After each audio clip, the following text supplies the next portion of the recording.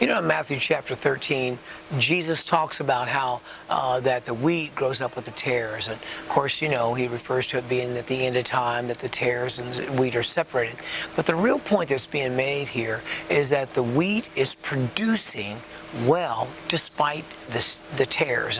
And so this is not a rehearsal in trying to find the tares and begin to judge which one's a tare, which one's not a tare.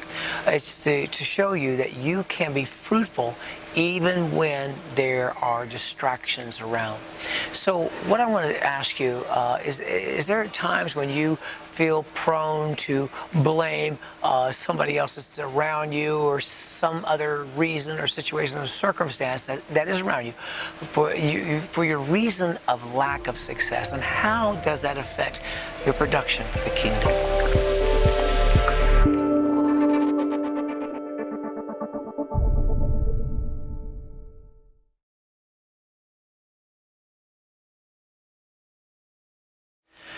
You know, there are people that sometimes have goals around you that are not proper goals. As a matter of fact, some people's goals are try to stop you or hurt you or to mess up what God's trying to do in you. And those people are around. And we know that there's circumstances and situations. But how do those situations affect our effectiveness? And then what can we do about that?